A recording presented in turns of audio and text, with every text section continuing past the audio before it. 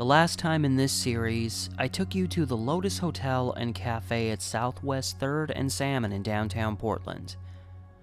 If you walk away from what would be the backside of the Lotus, you travel from 3rd down to 2nd Avenue.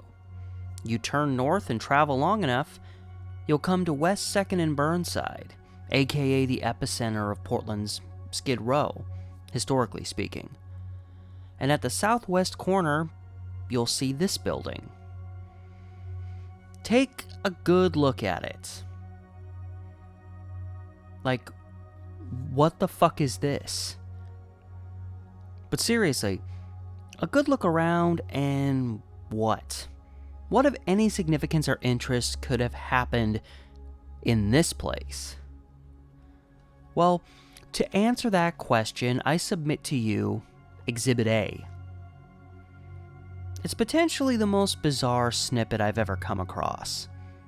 In a saloon on the 1st floor called Fritz'S, one drunk man was woken up by the sensation of another drunk man in the process of trying to pull his gold tooth. That's all the history you need right there. Thanks for watching. This building, in historic documentation, is known as the Holm Hotel. However, I don't know if that was its original name. It was the name of the hotel during the 1970s and 80s. Like a lot of the buildings in the Skid Row, Chinatown area, constructed around the turn of the century, the first decade of the Holm is somewhat lost to mystery. Its date of construction is regarded as circa 1890. We know it was built sometime between then and 1895, as the building appears on Sanborn fire maps, according to historical inventory documents. In these, it says that there were billiards on the 1st floor, gambling on the 2nd floor, and lodging rooms advertised as tea or wine rooms. This documentation also suggests an ethnic group significance to the property, which leads me to believe that, in those early years, these were Chinese-run enterprises. With the fact that the 1890s was the first decade where this area quickly began shifting towards being the new Chinatown, this would make sense. By the time of the 1901 Sanborn fire maps, the building is listed as having a concert hall on the ground floor, with much of the 2nd and 3rd floors looming vacant. Granted, not for long. Towards the back portion of the building, we see there was a gaming space and lodging at the backside structure. But beyond the Holm Hotel building, we see lots and lots in the blocks surrounding it as Chinese businesses or Chinese lodgings. At this time in 1901, the only portion of the building listed as lodging is the small back portion of it. This portion of the hotel, from the outside, looks like its own distinct, thin little building. And while this building's address is 9 Southwest 2nd Avenue, and the main hotel building is 11 Southwest 2nd, they are part of the same building. The reason for a difference between the two is that this small portion retains the appearance of the original overall building, very cast iron-like in appearance. While the building faces Burnside, because the entrance to the hotel was along 2nd Avenue, it has a 2nd Avenue address, while the storefronts facing Burnside had Burnside addresses. You'll then note the main building is far more plain in appearance, but back around the turn of the century, it too had this more ornate appearance. The best explanation for this is that when Burnside was widened in the early 1930s to compensate for the extra space needed, buildings along this stretch had their front ends literally chopped off. This is why so many buildings along Burnside, up through 6th Avenue, are very thin in appearance. It's because their front half was taken away. In the aftermath of this, several buildings, like, for example, the Phillip Hotel, were left with a considerably more bland appearance than it had previously had. I believe this is why the portion of the helm that faces Burnside lacks the ornate appearance of this side portion, which, being on 2nd Avenue exclusively, was not affected by the widening of Burnside. Now, let's get into that sketchy history. At the time of its construction, the helm stood directly across Burnside from Erickson's Saloon, arguably the most lavish saloon on the West Coast, despite its placement in the city's notorious North End. Sometime before 1902, this place would be bought by a man named Fred Fritz.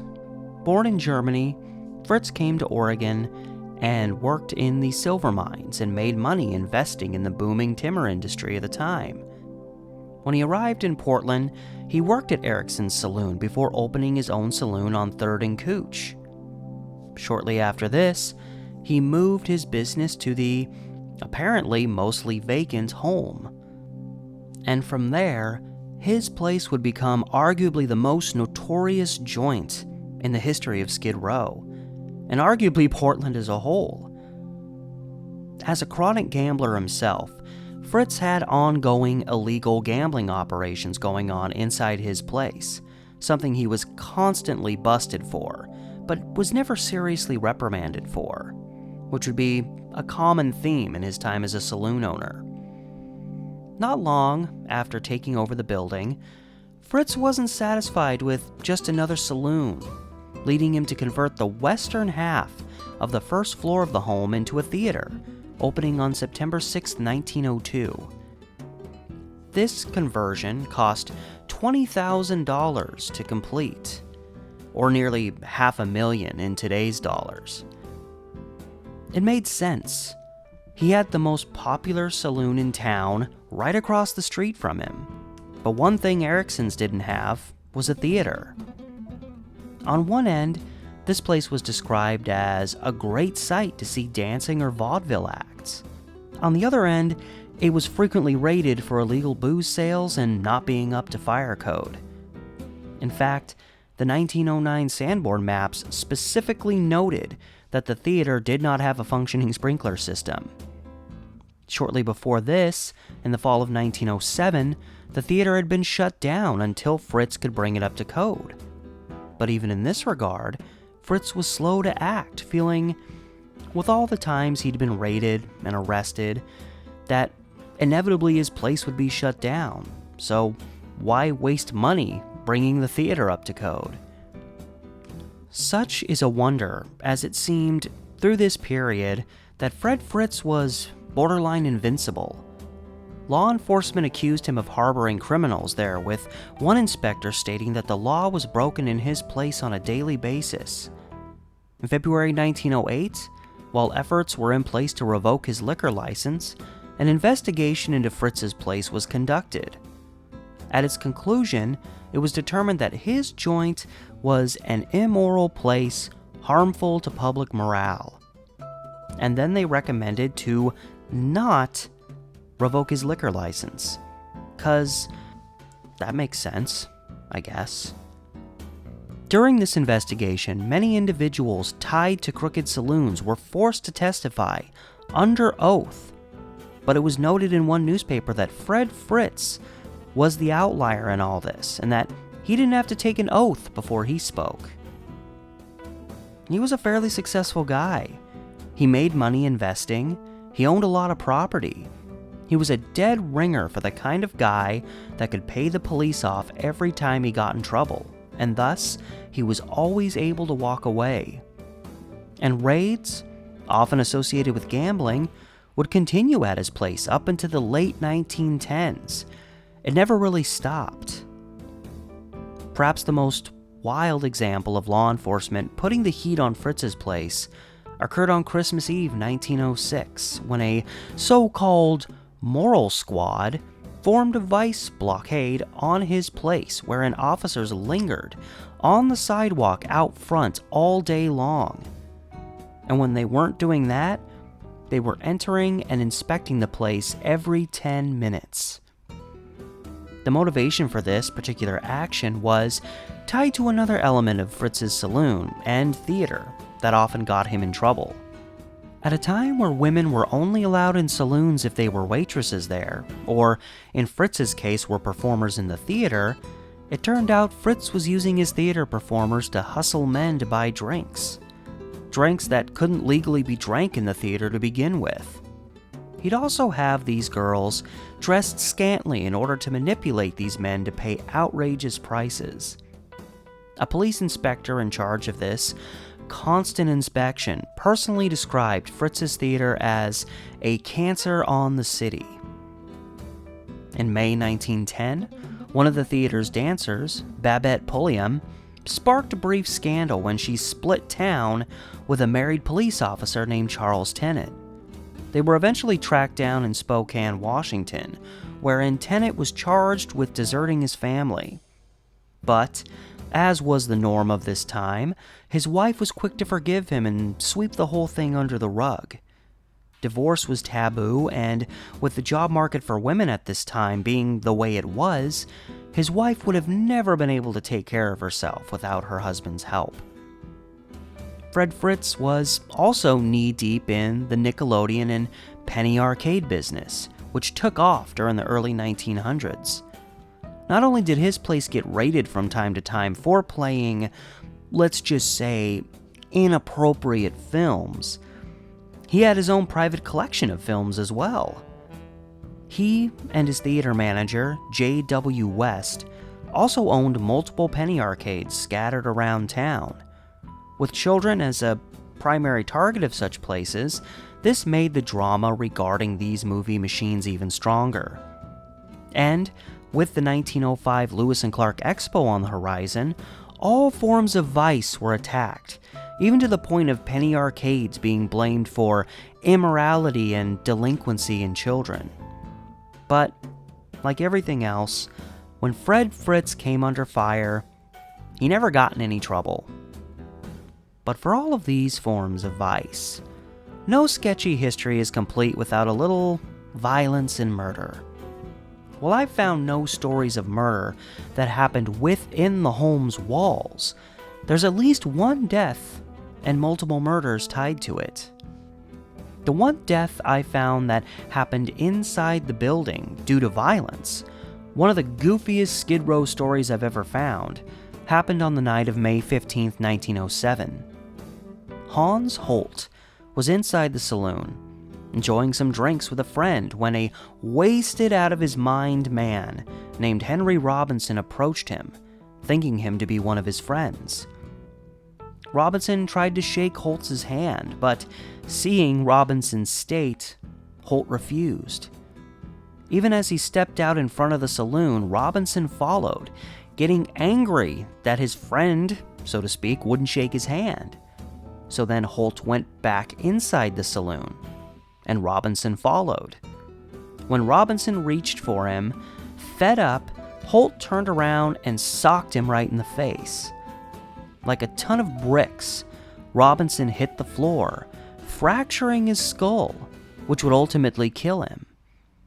For a few days, Holt, absurdly, was held for a possible manslaughter charge, but the laws of the time protected him, and he was set free.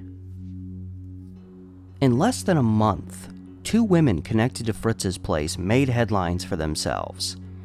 In August 1912, Ethel Fechtel stabbed her husband Otto, a bartender at Fritz's, to death. A killing that was vindicated by a coroner's jury when it came out that Otto had used her to hustle men for drinks and whatever extra money she made he would take. Despite the coroner's jury, she would later be indicted on a murder charge by a grand jury. I found no info as to whether she was convicted on this charge or not. The following month, September, a chorus girl at Fritz's known as Margaret St. Clair was arrested for the attempted poisoning of a Rosa Dickus? I really don't know how to pronounce the name. I'm going to go with Dickus, whose husband also worked at Fritz's. It's the age-old story. Woman becomes enamored of the married man and tries to poison his wife multiple times to win over his affection. A medication Rosa was taking was tainted with poison at least 3 times, but in the end, Margaret was acquitted by a grand jury for a lack of evidence. Interestingly enough, it doesn't appear that anyone considered the possibility that Rosa's husband may have been the one poisoning her. And then there's the fact that, well, Fritz's place was not only located on Skid Row, but it was also at the epicenter of the city's Chinese population, wherein, for quite some time, there was a Tong war going on, leading to lots of blood being spilled on the streets. But, as happens in wars of this nature, sometimes innocent civilians get mixed up in it. This happened to John Stevens on November 10, 1921, next to what by then was Fritz's old place, when a Tong member, recently let out on bail for his involvement in another murder, named Harry Chin, opened fire on a man named Ing Sung, a member of a rival Tong. Chin's stray fire wounded but didn't kill Sung, but a stray bullet struck Stevens in the chest, killing him on the scene. This was just one of many Tong gun battles that left locals in the area in frantic fear for their safety. But, it wasn't a great area to be loitering around in anyway back in those days, regardless of the Tong battles.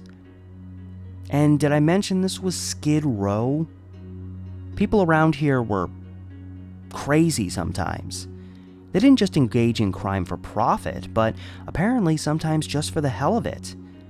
For example, I submit the events of August 29, 1902. Police were called to arrest a Peter LaRocque and an F.E. merchant who were beating the shit out of each other in an alley behind Fritz'S. Upon being arrested, both men were cordial, claiming what the police encountered was nothing more than a friendly wrestling bout. One of the probably hundreds of stories from that time where the truth was evaded at all costs. Each man was fined $10 on charges of disturbing the peace. I'm sure oddball stories like this happened all the time. A drunk guy woke up to his gold tooth being wrenched from his mouth by another drunk man, surrounded by other drunk men.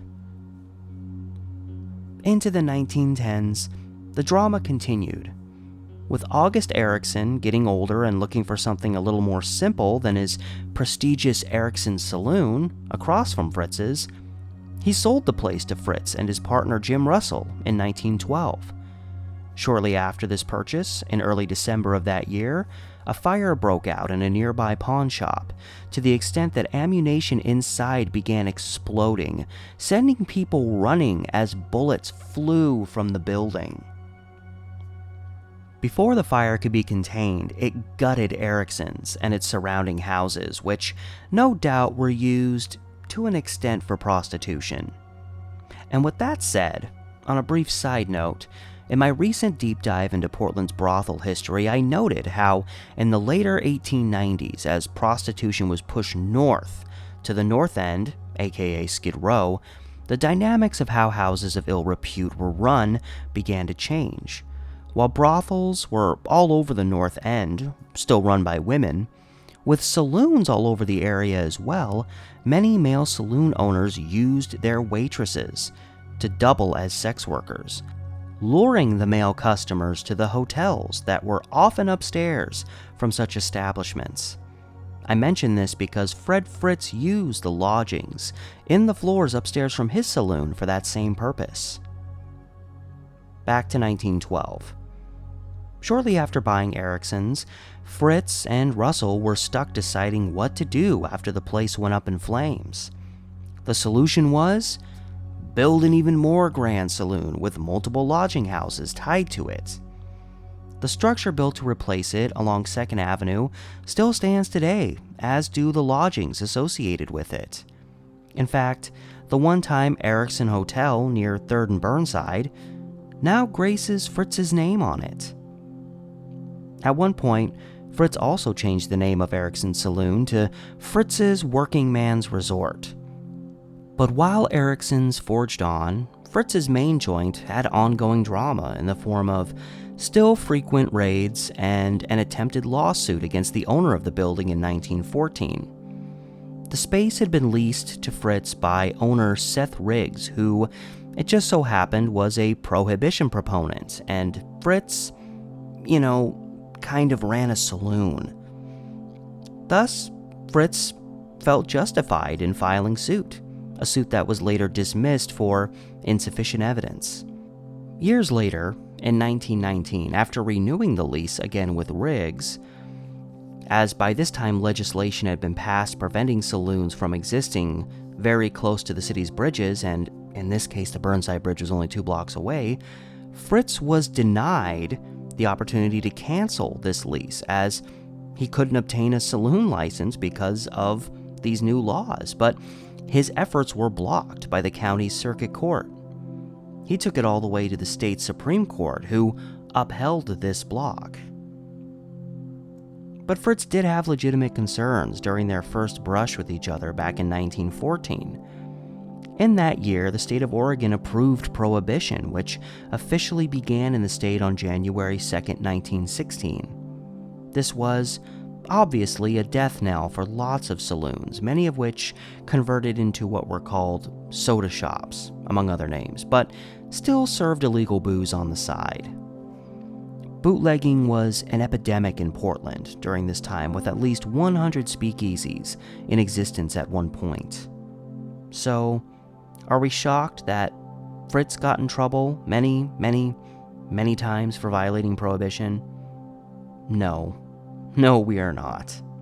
But, in all fairness, just about every other saloon was doing this as well.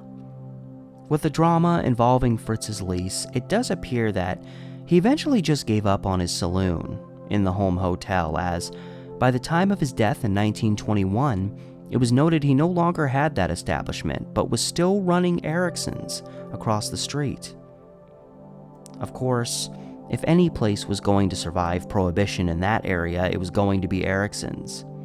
And even August Erickson himself would pass just a few years later, in 1925.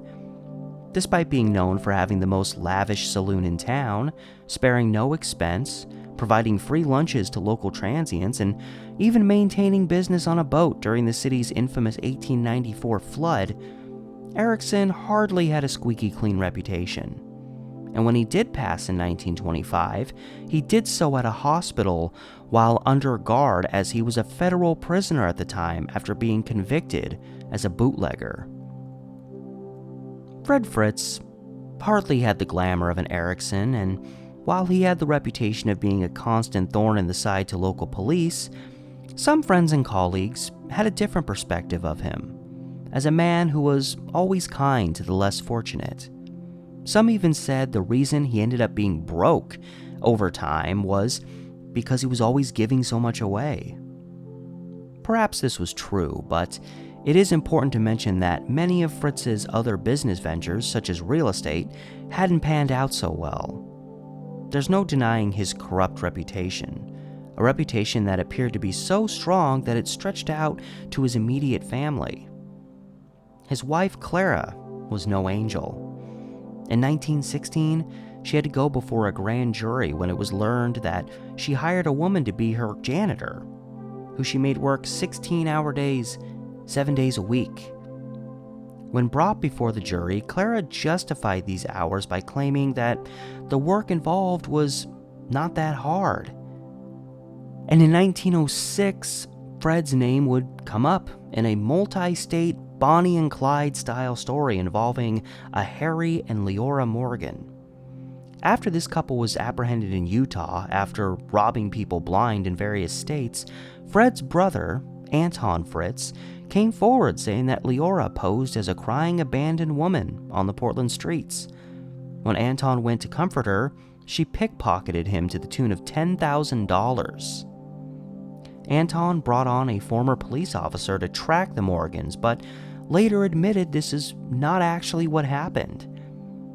The actual perpetrator in this case of missing money was Fred Fritz, his own brother. And Anton even accused the officer who he brought on to help him of conspiring with Fred on this matter. At the same time, It's known that the Morgans fled to Chicago, where they deposited thousands of dollars into a bank. So, at the end of the day, I don't really know what to believe here. And in terms of a sketchy history, my main focus was Fritz'S Saloon, which I feel I covered here fairly well. But his place was gone more than 100 years ago, and the building in question still stands. So our history isn't over with. With that being said, there are extensive periods in the Holm's history where little is known of the place, and much has to be assumed. Again, the building was likely altered to an extent with the extension of Burnside, and photographs from the late 20s and 1930s show the hotel upstairs was known as the Portland Commons at the time. Certainly, several businesses occupied the storefronts on the ground floor, probably simple stores and several other saloons. Documentation states that a Japanese-run cleaning business was located there during the 1930s. At one time, it contained a Dolly's Tavern, and in the 1950s, a King Cafe was located there, advertising 40-cent meatloaf and bougie 55-cent rib steak.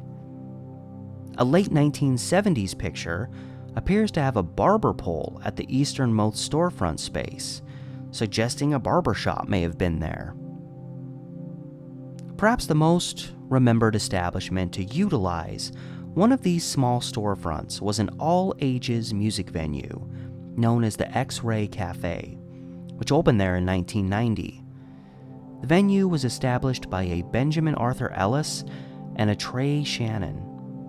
Years later, in 2003, this same Trey Shannon would open the flagship store for Voodoo Donuts, just around the corner in the building that once housed the Holm Hotel. Perhaps most well known for being a spot where a young Green Day once performed, the X-Ray was a prominent gathering spot for young people who didn't necessarily fall in line with the status quo.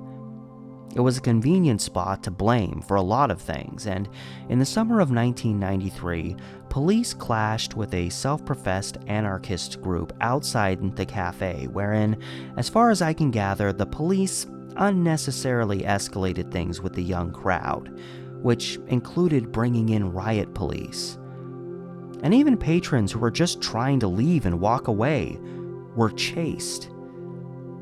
In one article, a teenager named Sela described the gathering as being brought about by resentment in young people who felt alienated because they looked and dressed differently. Pretty spot on if you ask me. This event proved to be detrimental for the establishment, which ultimately closed down in 1994. On its signage out front, it listed the establishment of the place as 1890, a century before the cafe opened, but also the believed year that the building it was in was constructed. I don't know if there's a correlation in there, I just noticed it. More than anything, though, the building is most known for the hotel and its transition. Considering its location, I assume the upstairs hotel primarily functioned as a simple, low-cost establishment from the dawn of the 20th century through the Great Depression and into post-World War II America. But by the 1970s, the Holm Hotel was known as a chicken coop-style hotel, with the local Skid Row transient population primarily being middle-aged alcoholics at the time. Most of the Holm's residents were penniless people who needed nothing more than a space where they could just lay down and drink. Several hotels in this area made this transition, wherein hotel rooms were converted to tiny, cubicle-like spaces, some only being 6 feet by 6 feet in size, so that they could hold more people in the building.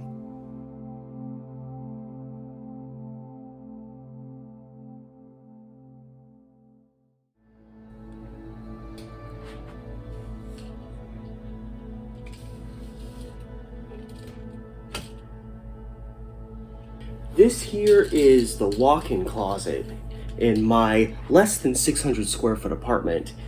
It's just literally just the closet, stuff here, it's a closet. I found that this room, if you can call it that, is a little bit more than 5 feet by 5 feet, which means the square footage in this closet is about 26 feet. Some of these coops, cubicles, whatever you want to call them, were at most 6 feet by 6 feet, 36 square feet. This walk-in closet is almost 3/4 the size of a lot of these units that were in some of these hotels down on Skid Row. These rooms often contained little more than a cot, an end table, and a single light. Chicken wire was often strewn over the simple wood walls between the rooms that seldom ever reached the ceiling. While helping with ventilation, this wire was mostly put up to prevent drunks from throwing things like booze bottles from one cubicle to another. This setup allowed 2 floors of this average-sized building to hold an astounding number of tenants. The home, which exclusively housed alcoholic men, had few rules. It was understood that men showed up drunk and went upstairs to continue drinking. The manager of the place, for a time, was a man named Oliver, who reportedly was an ex-bootlegger who would sometimes even go out on his own to get booze for tenants who were too drunk to do it themselves. Of the many lodgings like this, the home was the cheapest, allowing tenants to often spend less than $45 for a month's stay during the 1970s. The home was completely surrounded by other flop houses. To its immediate south, and connected by at least one entrance, was the Western Hotel. Diagonal across the same block was the Holm Hotel, and across Burnside along 2nd was the Pomona Hotel, above the second incarnation of Erickson's. In the summer of 1975, a dozen men perished in an arson fire set on the staircase of the Pomona, still to this day the most deadly fire in Portland history. Its structure as a chicken coop-style establishment played a significant role in the number of deaths that occurred there. There was always a lingering concern that a similar fate could befall the home, which, by the end of the 1970s, had been blessed with the title of Portland's last great flophouse. The fact of the matter was, the place did not have an operating sprinkler system or fire doors, 2 critical things that allowed the Pomona to take as many victims as it did. While newspapers reported the place didn't have any lingering fire code violations as of 1980, the place was still a fire trap, with many of its tenants blinded by drink and probably unable to get themselves out of there on their own in the event of a fire. The worst of all possible fears almost came true on May 6, 1980, when a tenant, 62-year-old Carl Cornell, fell asleep with a burning cigarette going. The smoke engulfed his small space, leading to a chaotic evacuation of the building. Most of these men were wandering around outside, barefoot and barely coherent. Tenant Irving Blackman probably expressed many tenants' feelings at the time, when he was simply quoted to say, "I was drinking. I don't know what happened." Despite the cramped state of the hotel and its many tenants, Cornell would be the only one to die in the fire. But this fire certainly could have killed more than the Pomona, especially if it had also been an arson fire. Cornell had a wife and several children, but reportedly nobody attended his funeral. Truly a forgotten man. Most of the tenants were relocated to the nearby Holm Hotel, while the building's owner suggested he was going to renovate and revitalize the place to be a slightly less flop-housey kind of joint. I'm not sure if this ever happened, as when an arson fire damaged the Holm in 1986, it was stated that the hotel was vacant at the time. I honestly don't know how much the upstairs hotel space has been utilized since that 1980 fire. All Google Street imagery dating back to 2007 suggests it's been vacant a long time, with many of its windows boarded up. The only portion of the building that has sustained some use over the years is a church located on the eastern portion of the first floor. Chapter 11 bankruptcy documentation from 2010, tied to the group that owned the building, stated that the buildings they had were 97% occupied, suggesting the home must have been mostly occupied at this time. However, Google Street imagery suggests otherwise. To date, I have found no evidence that the hotel space has been used as any kind of actual lodging since that 1980 fire. From what can be seen through some of the windows, suggests this space is probably just being used for storage. When I passed through Chinatown in early 2023, I caught one haphazard clip of the home, only to see that shortly after, the ground floor store space had been repainted, giving the building a far more colorful look. Now, as much as I hate Portland's tendency to just paint or put a new mural up in downtown over doing things to actually revive the area, I have to say I like the way the place is looking at present. Being in the middle of Old Town Chinatown, I don't think the home building is going anywhere soon, but with it looming mostly vacant, it always leaves me mildly concerned with how they tear down places in this city.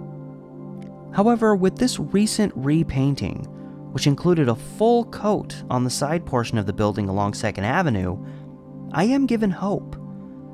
The red hue of death that has popped up in many buildings in the city, indicating the location as unsafe for firefighters, has popped up at the home in recent years, but in my recent pass by the building, I noticed the U was no longer in place there.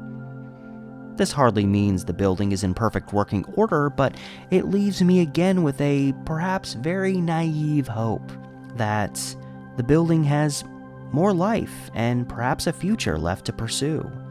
It is also, alas, a very old and rather bland-looking building in a part of town where very few want to visit during this time due to the crime and drug problems, among other things, going on in the area.